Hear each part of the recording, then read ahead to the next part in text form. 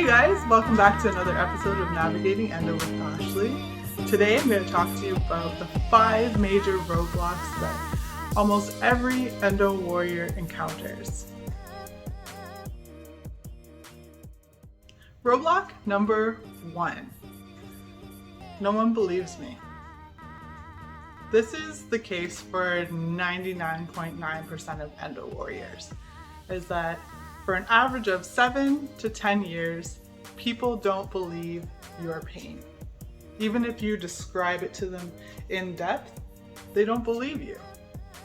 Just imagine having family members, friends, medical professionals look at you and tell you, what you're feeling is normal. You're fine. Your pain isn't that bad. And therefore, the ball stops there. You can't continue your journey because, first of all, the biggest step is to get someone that believes you. There's nothing worse than your own personal reality being discounted. Think about it this way. Imagine you're at the park one day and running through the park, and all of a sudden you trip and you stumble and you tumble, and all of a sudden you can't get up because your leg's broken. People are gonna run to your rescue. People will run over to you and say, "Hey, are you okay? You look like you're in a lot of pain," because they can see it. They say, "Oh, you look hurt. How can I help you?" And then think about it this way. People with endometriosis struggle for years in an incredible amount of pain. They tell people around them, "Hey, I'm in pain. I'm struggling." And they say, "Well, I can't see it. What you're experiencing is probably normal," because they can't feel it. You know, one of the biggest things that I've learned throughout my journey so far is that there are a lot of people out there who aren't going to believe you. You just got to sweep that under the rug and keep on moving. There's one thing that you should know as well. There are a lot of people out there who will believe you. So you need to keep telling your story until you get the right support around you. Join a support group and get the right medical support behind you as well. Do your research and find the right medical professional who's going to listen to you. Roadblock number 2, doctors who do nothing. Now, doctors who do nothing have to be their own roadblock, even though they were mentioned in roadblock number 1. Why, you might ask? Well, because doctors have so much power. They have the power to help you.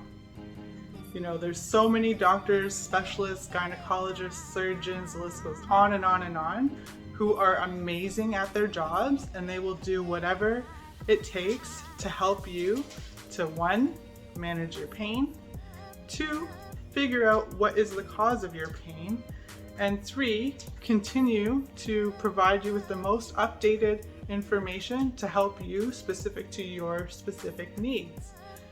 Now, a lot of people get discouraged because they have that one doctor, let's say it's a family doctor, who comes to you and says, "Ashley, your pain's not that bad.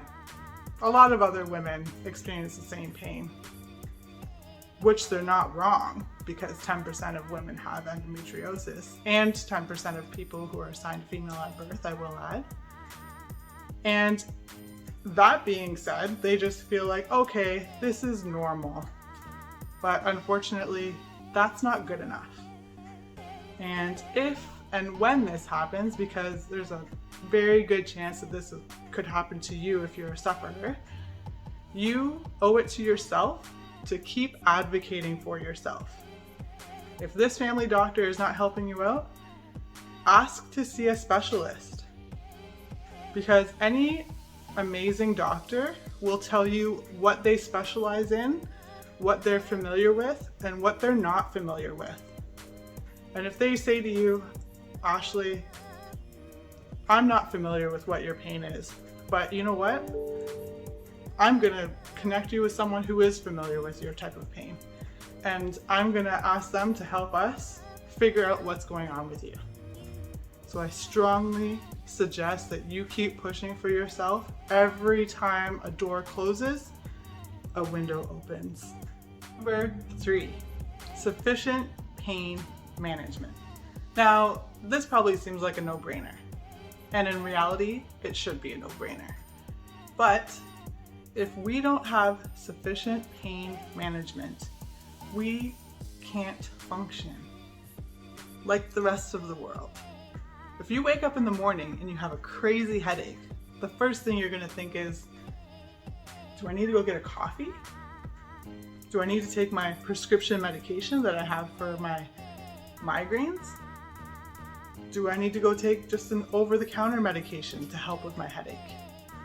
This is a logical process that we all go through just naturally. The second that you're in pain, you want to fix the pain. The reason why this is such a big, important roadblock to discuss is when people are not given a proper diagnosis, they can't properly treat the pain. And unfortunately, people turn to alternative methods to treat their pain. You know, drinking, illegal drug use. Because in reality, people will do whatever it takes to get rid of this pain. And this is why we need to focus. We need to spread awareness and try to help other people understand who don't experience endometriosis or adenomyosis or chronic pain for that matter, just how important it is to work towards research that will help us find a cure.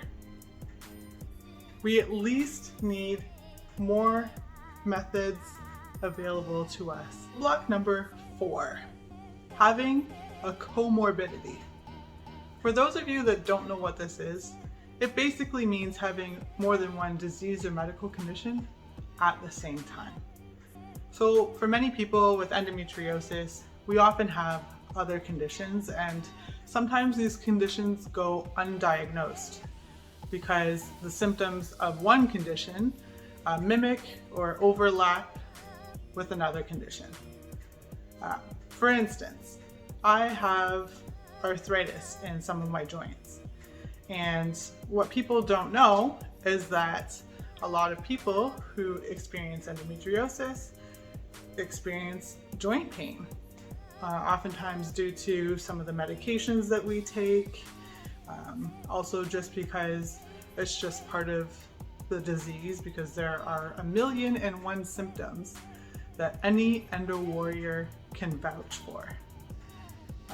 So this is really important because there are other very serious conditions that sometimes people don't get diagnosed for because, you know, medical professionals might look at the list of symptoms and say, oh, well, that's all just your endometriosis. But in reality, it could also be another condition like lupus or another condition like adenomyosis.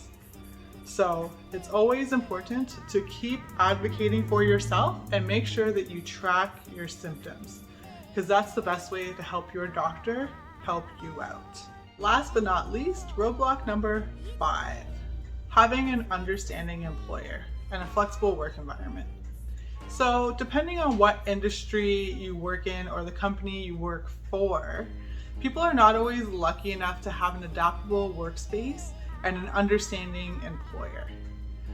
Paid sick days and the ability to have a flexible work schedule are considered luxuries for most. And for those of us who deal with chronic pain on a daily basis, you know, this is the key to our personal success.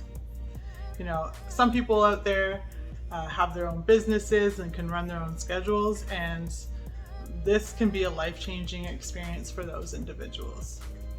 Now, all of this being said, I want people to be very precautious before approaching your employer about your own personal health. Not every employer is going to be understanding if you tell them about your condition. In fact, a lot of employers, unfortunately, are not going to be understanding, and they're not going to care. Make sure you do your research and have a conversation with someone that you trust before disclosing any type of health-related issues. It's no one's business but your own. Personally, I have told my employer, I felt it was necessary at the time. I was going for surgery and was going to be off for a significant period of time. And I trusted my boss, and I'm glad that I did trust him because he was very understanding. And I still had my job when I came back from surgery recovery. So I hope that these 5 roadblocks have been very useful to everyone, and make sure you like, subscribe, and share this with your people. Until next time.